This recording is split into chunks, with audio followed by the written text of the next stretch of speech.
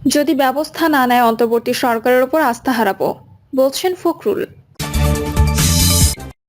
চলন্ত বাসে অস্ত্র ঠেকিয়ে ছিনতাই, নারী যাত্রীর পোস্ট ভাইরাল। তিস্তা কর্মসূচি থেকে ওরা মানুষের দৃষ্টি ঘুরিয়ে দিল, বলছেন ইশরাক। জানাবো সুষ্ঠু নির্বাচন আয়োজনে মাঠে নামার নির্দেশ।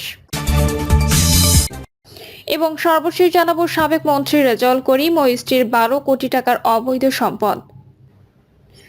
শুনছিলেন সংবাদ শিরোনাম, এবারে বিস্তারিত। যদি ব্যবস্থা না নেয় অন্তর্বর্তী সরকারের উপর আস্থা হারাবো, বলছেন ফখরুল। বিএনপি মহাসচিব মির্জা ফখরুল ইসলাম আলমগীর বলেছেন, সরকারের সব সুযোগ সুবিধা নিয়ে দল গঠন করলে তা কখনোই মেনে নেওয়া হবে না।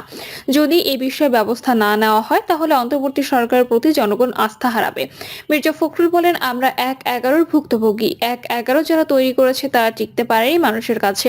আবারও হুঁশিয়ার করে বলে দিতে চাই, যদি আবার কেউ সেই 1/11 কথা চিন্তা করেন, গণতন্ত্রকে বিসর্জন দিয়ে সেই একদলীয় শাসন ফ্যাসিস্ট সরকারের দিকে যেতে চান, তাহলে কখনোই জনগণ তা মেনে নেবে না। তিনি বলেন, নতুন যে কোনো রাজনৈতিক দলকে বিএনপি স্বাগত জানাবে। ছাত্র সংগঠন ইতিমধ্যে করেছেন, আমরা স্বাগত জানাচ্ছি। তার অর্থ এই নয় যে আপনারা সরকারে বসে সব সুযোগ সুবিধা নিয়ে দল গঠন করবেন, সেটা কখনোই মেনে নেওয়া হবে না। বিএনপি মহাসচিব বলেন, নতুন সরকার, অন্তর্বর্তী সরকার, আমরা তাদের সমর্থন দিয়েছি। তারা চেষ্টা করছেন অতি দ্রুত কিছু কাজ শেষ করে এই নির্বাচনের দিকে যাওয়ার। কিন্তু এরই মধ্যে কতগুলো সন্দেহের সৃষ্টি হয়েছে মানুষের মধ্যে। সেই সন্দেহটা হচ্ছে যে আদৌ নির্বাচন নিয়ে এরা আন্তরিক কিনা তা নিয়ে। মির্জা ফখরুল বলেন, আমরা একটা হিসাব দেখেছি, সেই হিসাবে প্রায় 2000 ছেলে শহীদ হয়েছে। তাদের মধ্যে প্রায় 800 ছেলে আমাদের ছাত্র দলের। ঠাকুরগাঁও জেলার যে 9 জন শহীদ হয়েছেন তার মধ্যে 7 জন ছাত্র দলের। ছাত্র দলের কোনো ভূমিকা ছিল না, বিএনপির কোনো ভূমিকা ছিল না। এই কথাটা যারা বলেন, মনে হয় তাদের সঠিকভাবে উপলব্ধি করা দরকার, তথ্যগুলো নেওয়া দরকার। চলন্ত বাসে অস্ত্র ঠেকিয়ে ছিনতাই, নারী যাত্রীর পোস্ট ভাইরাল। রাজধানীর উত্তরা এলাকায় চলন্ত বাসে অস্ত্র ঠেকিয়ে ছিনতাইয়ের ঘটনা ঘটেছে। এক নারী ভুক্তভোগী তার ফেসবুক পোস্টের মাধ্যমে পুরো ঘটনার বিবরণ দিয়েছেন।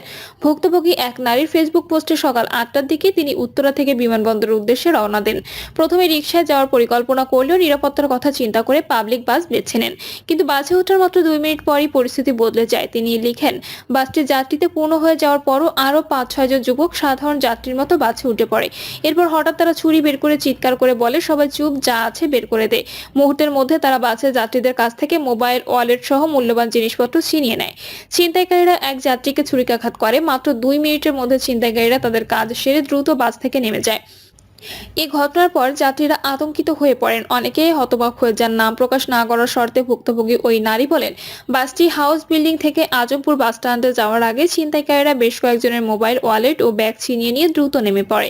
তাদের মধ্যে 3 জনের কাছে ছুরি ছিল। উত্তরা পূর্ব থানার ভারপ্রাপ্ত কর্মকর্তা শামীম আহমেদ বলে, এই ধরনের একটি ঘটনার কথা আমরা শুনেছি, তবে এখনো পর্যন্ত কোনো লিখিত অভিযোগ পাইনি। বিষয়টি জানার পরপরই ঘটনাস্থলে একটি টিম পাঠিয়েছি এবং তদন্ত শুরু করেছি।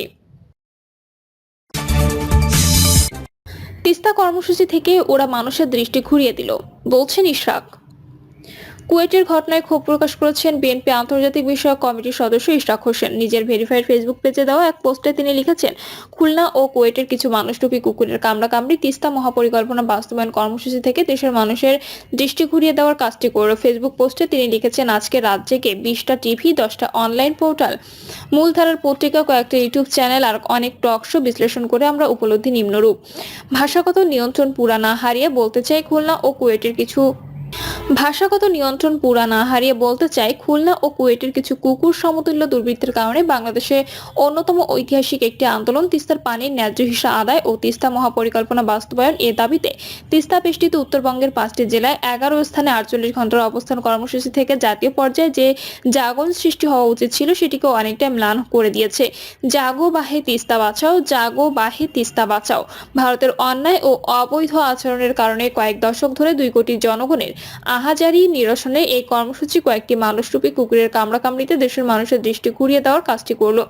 কুকুরগুলো কোনো দল করে জানি না, প্রয়োজনও নেই। যারাই দোষী তাদের খাঁচা বন্দি করার দায়িত্ব পুলিশের। তারা সেটি করতে ব্যর্থ হলে তাদেরও ষড়যন্ত্রের অংশীদার হিসেবে গণ্য করতে হবে। সুষ্ঠু নির্বাচন আয়োজনে মাঠে নামার নির্দেশ। দিনব্যাপী জেলা প্রশাসক সম্মেলন শেষ হয়েছে গতকাল মঙ্গলবার। মাঠ পর্যায়ে সাহস নিয়ে দেশের জন্য প্রয়োজনীয় কাজ করার জন্য সম্মেলনে ডিসিদের নির্দেশ দিয়েছেন প্রধান উপদেষ্টা, অন্যান্য উপদেষ্টা এবং সরকারের ঊর্ধ্বতন কর্মকর্তারা। আইন ও সংবিধান অনুযায়ী ডিসিদের স্বাধীনভাবে কাজ করতে বলা হয়েছে। সুষ্ঠু নির্বাচন নিশ্চিত করতে সর্বোচ্চ ক্ষমতা প্রয়োগের নির্দেশও দেওয়া হয়েছে তাদের।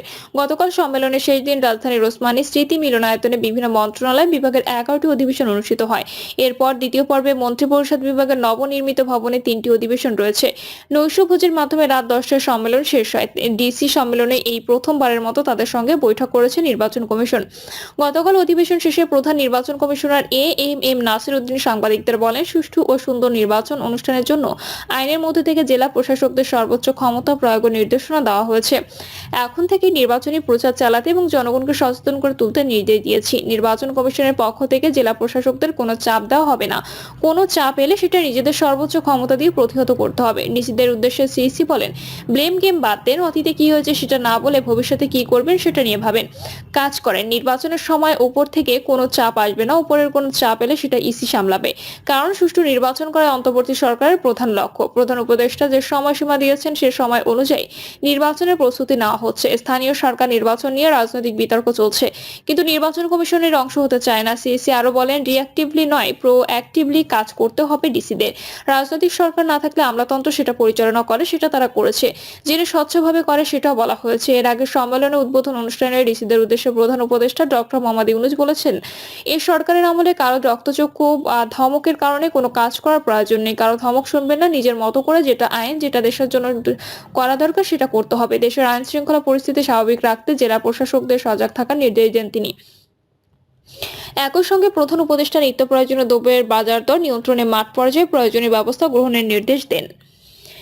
নির্বাচনে নির্ভয়ে কাজ করতে পারবেন ডিসিরা। সম্মেলন শেষে এক ব্রিফিং এ পরিবেশ উপদেষ্টা রিজওয়ানা হাসান বলেন, নির্বাচন সুষ্ঠু করতে ডিসিরা নির্ভয়ে কাজ করতে পারবেন, কারণ নির্বাচনের ফলাফল কোনো দলের পক্ষ থেকে প্রভাবিত করার সুযোগ নেই।